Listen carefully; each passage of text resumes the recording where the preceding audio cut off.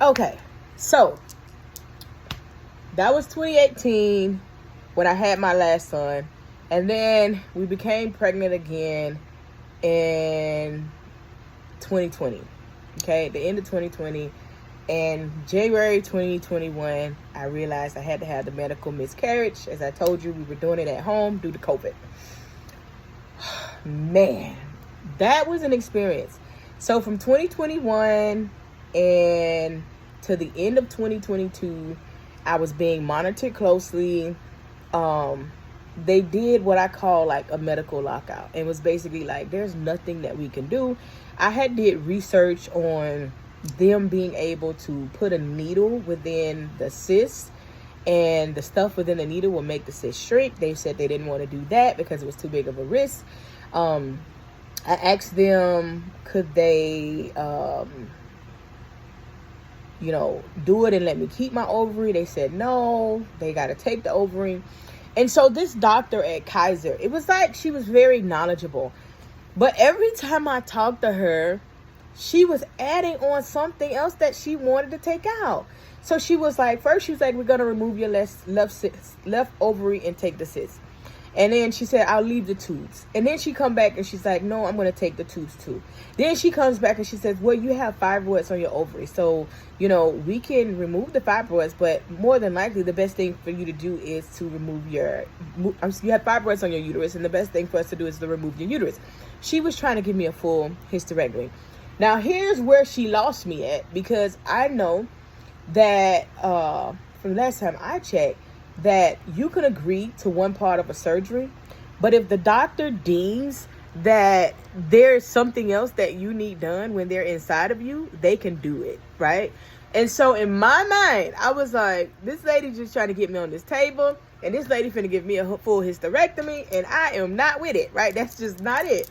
So that's where she lost me. Like, she did. She just kept adding stuff on to what she thinks should be done. She want to do this. She want to do that. She want to take this away. She want to add this, and it was like, I'm like, okay, yeah, no, she is tripping, okay? So then I was like, nah, I'm really not comfortable with her operating on me, because she just seemed like she's sister happy. So, here's a remedy. So whenever I felt like I was having a flare-up, whenever it was pushing against my intestines or my bowels, I would take a tablespoonful of blackstrap molasses, and it has to be blackstrap molasses, and I would take 7 drops of oregano oil, and I would put that on the spoon, and I would drink it. And I would take it, and then I would flush it down with some water, and then the swelling that the cyst was doing would stop immediately.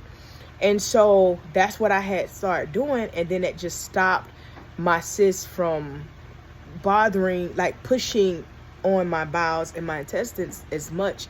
And I didn't have any flare-ups anymore after I did that for like maybe just every time I felt the flare-up, and I did it for like 3 or 4 times, and then I just never had any more flare-ups, right? So that was like, okay, well, this works. So I didn't have any flare-ups at all for I had like one that seemed like it was starting, but then it went down in 2023. So everything was perfectly fine. And of course, with cysts, cysts and fibroids, right? And here's the kicker. You're already going to feel kind of like exhausted, like having fibroids. I still was having a normal cycle. I did not have any issues there.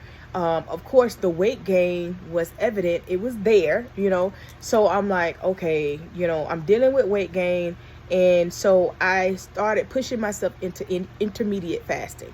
So I never paid attention to anything as far as appetite, because I was eating like once a day anyways, right? So as I'm doing the intermediate fasting, I'm still eating, okay? I'm grabbing on what I want to grab. Not even experiencing anything else, okay? I am just moseying through. So towards like the end of 2023, my stomach was still, small, but it had rounded out. It rounded out as if I was pregnant, right? You have to look at that, okay? It rounded out as if I was pregnant. So I wasn't laying on my stomach, right? But it wasn't like really doing too much growing. It was just a round stomach, a small round stomach. And this is the end of 2023. So February 2024, I went and did like a full panel. It was checkup time because my birthday is in January, and you know, I do the whole thing, shebang, pap smear time, you know, all of that stuff. Everything came back normal, and I was getting married in February. So I did all of this stuff, and of course they knew that I had the cyst, so they did the cancer marker test just by default. Checked me for cancer. That came back negative. Checked my blood levels, you know, did all the 1-2. So March, I went to Africa and stayed over there for 10 days, and then I come back. April, my stomach starts growing, right? And no, it's just the fact that to me, it's the coming to a head thing is what I call it. So April, my stomach just starts growing. Now, I'm going to tell you this. I see my stomach growing, and I'm like, showing my husband, like, So he's like, well, you might be pregnant. You know, everything is, you might be pregnant. I'm like, no, I'm not pregnant. So then, as my stomach is growing, from April to August is what you see in the previous videos of Cyst Troy. And he fully developed from April to like to April to the beginning of August. That's him developing in his full glory. So August 3rd, I went and got an ultrasound done, and Cyst Troy was 27 centimeters. Cyst Troy took up my entire abdomen, and he had pushed everything, all of my organs out of the way. It was just him in all of his glory sitting there. And so when they looked at him on the ultrasound, they said, yep, this is a classic dermoid, right? It just got stuff in there, but you can't really tell exactly what the stuff is that's in there. And then they did 2 more cancer marker tests, okay?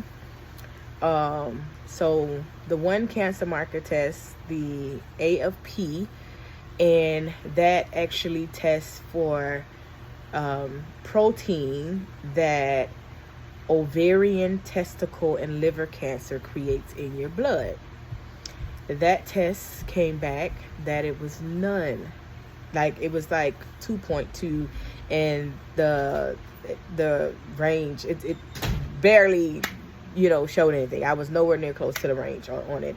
It's normal. Some people just have it in their blood. So I was nowhere near close to having any AFP in my blood. Then they did the CA-125 test, and that range should be no more than 38.10 for that range. Mine at the time was 47.40. Now, that test can come back showing a heightened number if you have about 5 other things.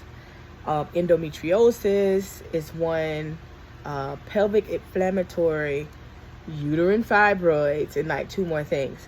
And we know I have uterine fibroids. So that was not like really clear for me, and I wasn't going to allow a doctor to say, oh, well, yeah, this is it.